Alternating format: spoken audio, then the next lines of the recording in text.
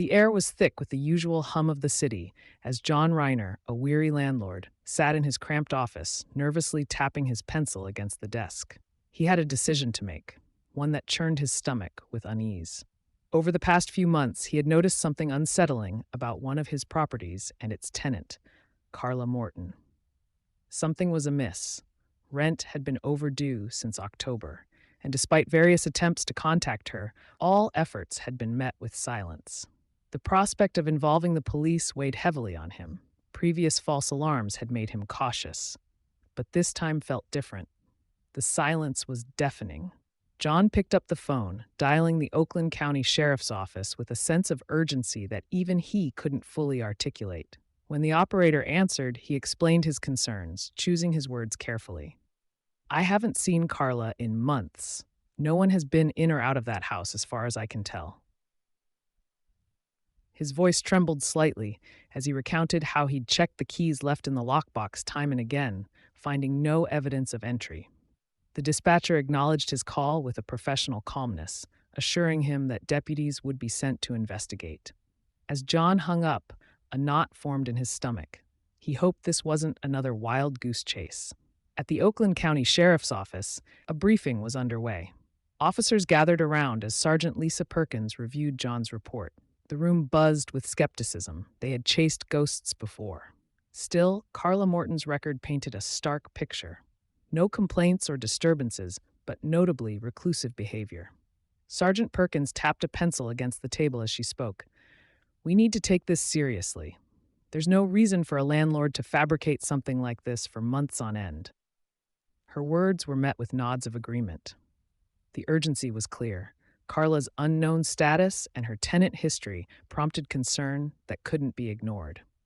With fresh determination, units were dispatched to Carla's residence. The officers rode in silence, each lost in thought about what they might find. As they approached the suburban neighborhood, a chilling sense of anticipation filled the air, a stark contrast to the mundane appearance of neatly aligned homes. Pulling up to Carla Morton's residence revealed nothing out of the ordinary from outside, just another house on another street. One deputy commented on how deceptive appearances could be, while another remarked on the eerie quietness surrounding the property. Their initial knocks on the door went unanswered, prompting them to circle around back for any signs of life or entry. It was then that Deputy Harris noticed something peculiar. The mail piled high in an overstuffed mailbox, newspapers strewn across the porch, weathered by time and neglect. This small detail spoke volumes. It suggested an unsettling length of absence. With newfound urgency, they decided it was time to enter. Breaking through after receiving authorization due to potential distress inside, they were immediately hit by an overwhelming stench, a potent mix of decay and something far worse. The air inside was heavy and oppressive, each breath more difficult than the last. It was clear this was no ordinary welfare check. It felt like stepping into another world entirely. As they ventured deeper into the home's shadows, stepping over scattered debris and filth that seemed alive with its own silent story, their flashlights caught glimpses of chaos beyond comprehension. Suddenly, from behind a closed door came a sound, a timid shuffle, followed by hushed whispers that sent shivers down their spines. The deputies paused at this unexpected sign of life amid desolation. What lay beyond was anyone's guess, but certainly nothing they had prepared for.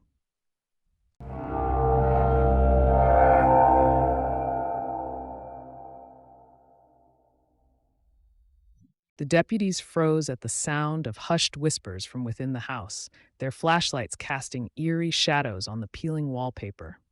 With a shared look of determination, they steeled themselves for what lay beyond the door. The air was thick with anticipation, each second stretching into eternity as they reached for the handle.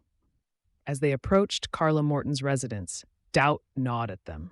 The house was just another structure in the suburban sprawl. Neatly trimmed hedges and a well-kept facade betrayed nothing of the horrors inside. Yet, a sour odor lingered in the air, a silent testament to the neglect festering behind closed doors. Mail spilling from an overstuffed box and newspapers littering the porch suggested a prolonged absence. Skepticism turned to urgency. The evidence of neglect was irrefutable and could no longer be dismissed as mere negligence. This was a potential health and safety hazard, prompting their decision to breach the door. Inside, they were immediately assaulted by an overwhelming stench of decay and filth, a visceral punch to the senses that left them momentarily stunned. The interior told a grim tale of abandonment, with garbage strewn across every surface and walls darkened with mold. It was a scene of unimaginable squalor that defied logic amid such an ordinary neighborhood. Every step revealed more of the house's oppressive state, each room echoing with the silent cries of those who had lived here. The deputies exchanged glances, unease etched on their faces as they pressed forward, cautious yet determined to uncover the truth. Their exploration revealed signs of prolonged occupation, clothes scattered among piles of refuse, and makeshift beds crafted from tattered blankets. But it was more than just neglect. This place had been home to someone, perhaps even children. A muted thud echoed from a nearby door, drawing their attention. As they approached, whispers became more pronounced, a blend of fear and defiance seeping through the cracks. Pushing open the bathroom door revealed 3 pairs of frightened eyes staring back at them. Tyler stood protectively in front of his sisters, Emily and Grace, their expressions wary and guarded. The children were disheveled but alive, their resilience shining through despite their circumstances. Tyler, barely 15 yet burdened with premature responsibility, recounted their ordeal, how their mother had left them to fend for themselves since 2020 or earlier, with only sporadic food deliveries keeping them afloat. His words painted a haunting picture of survival amid abandonment, a narrative punctuated by isolation and intermittent contact with the outside world. Even now, away from prying eyes, he remained their protector. The deputies radioed for additional support. This had escalated beyond anything they had anticipated. Child Protective Services were called in to ensure the children's safety, while detectives prepared for a deeper investigation into Carla Morton's actions. As they waited for backup amid grim surroundings, one question lingered. How had this gone unnoticed for so long? But before answers could be sought or solace offered, a sudden noise shattered the tense silence. A creak from upstairs that wasn't caused by any deputy below. The team braced themselves once more. What or who else might be lurking in this house? Uncertainty wrapped its tendrils around them as they prepared to confront whatever new horror awaited above.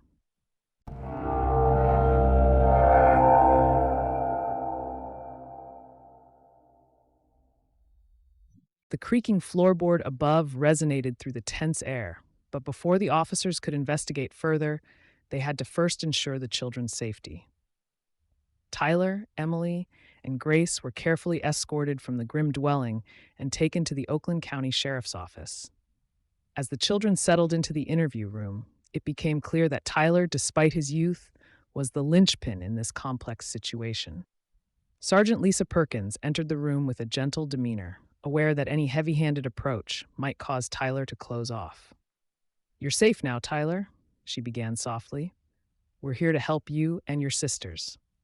Tyler's eyes flickered with uncertainty. He had grown accustomed to guarding his secrets, even in their dire circumstances. "We didn't want anyone to find out," he admitted quietly, his voice barely a whisper. "But we need to know what happened." Perkins pressed gently. "Your mother? Has she tried to contact you?"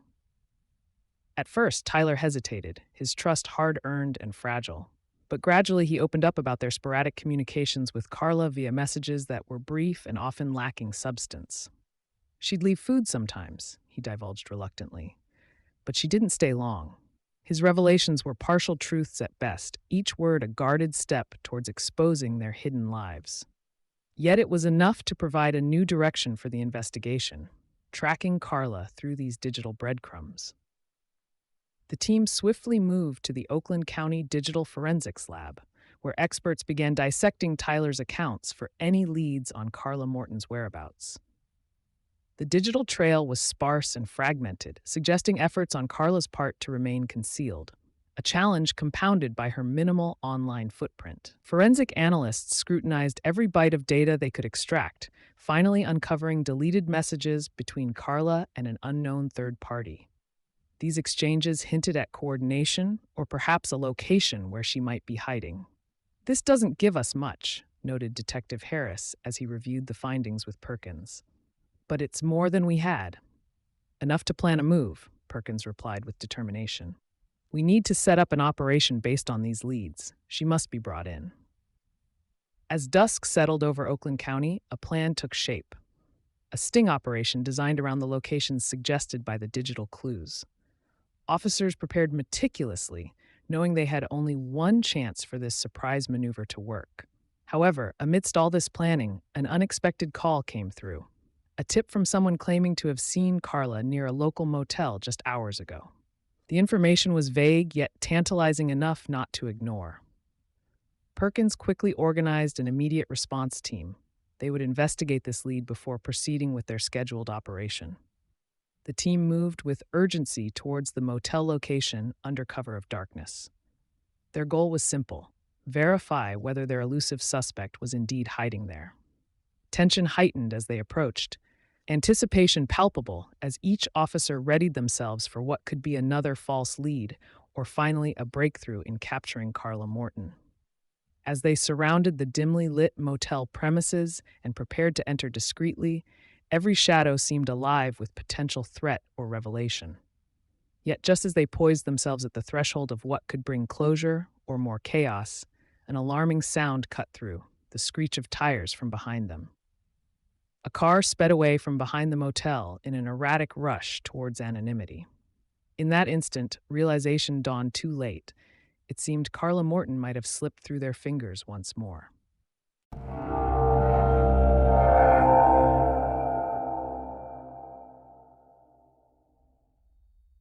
The screech of tires was a stark reminder of how close they had come to apprehending Carla Morton.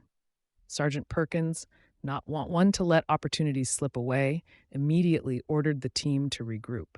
Despite the setback, they were undeterred.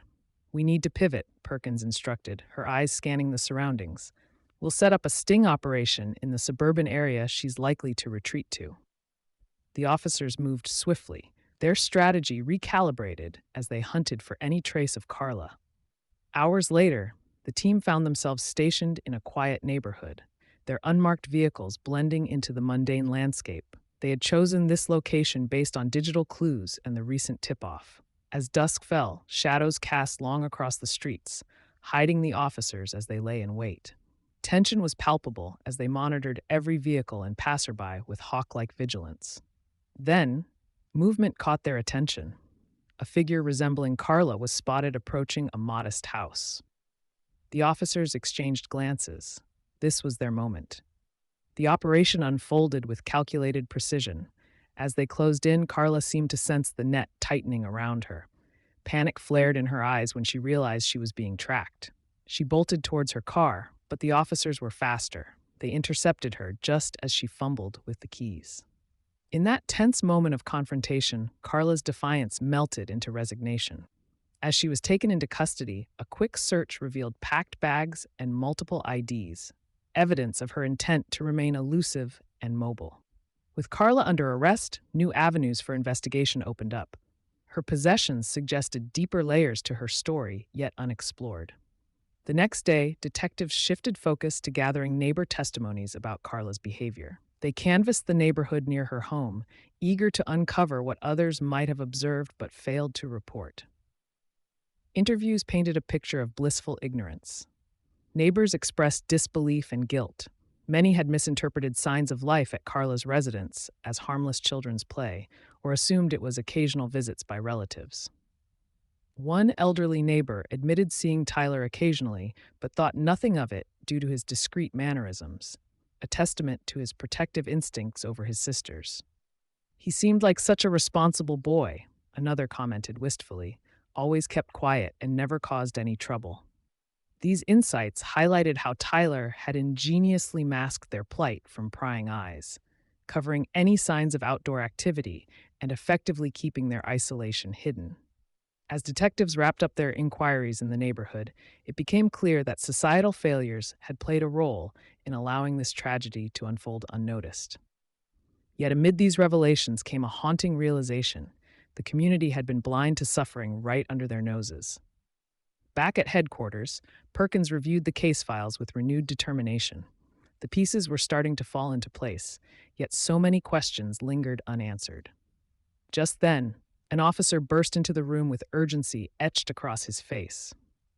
"Sergeant Perkins," he called breathlessly, "we've just received news. A package addressed from Carla Morton has arrived at Social Services." The room fell silent as Perkins processed this information. Could this be a clue left intentionally by Carla?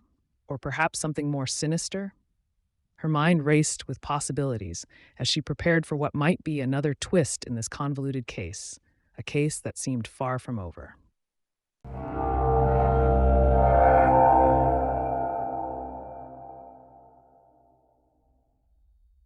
The echoes of screeching tires still haunted the officers as they regrouped. Carla Morton might have slipped through their fingers once, but not again.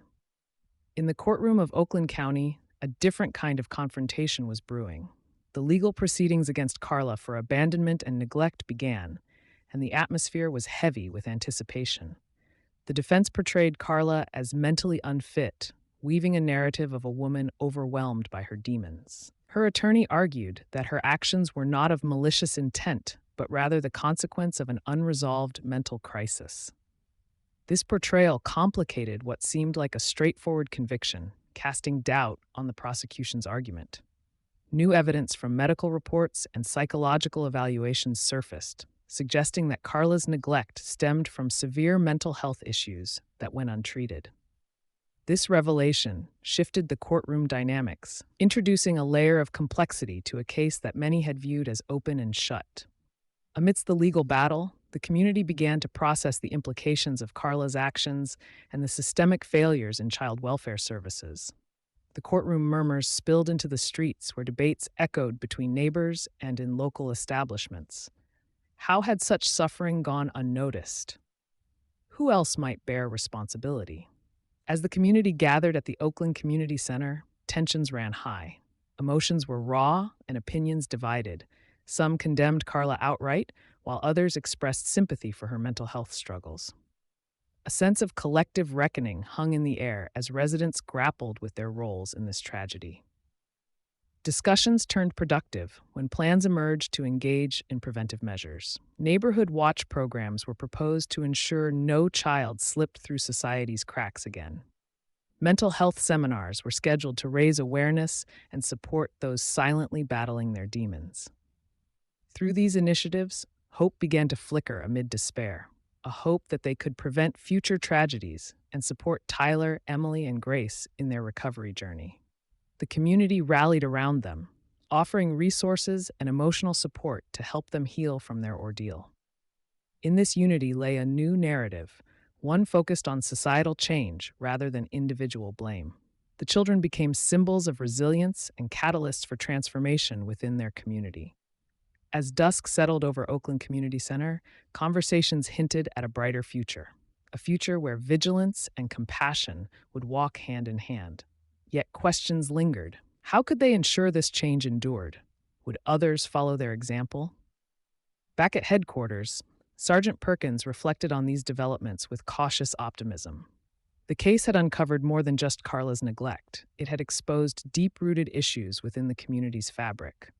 The final paragraph must provide either a shocking, unresolved question that leads to post-case discussions, a moment of dramatic irony that makes the reader question the truth, a chilling realization that lingers beyond the conclusion.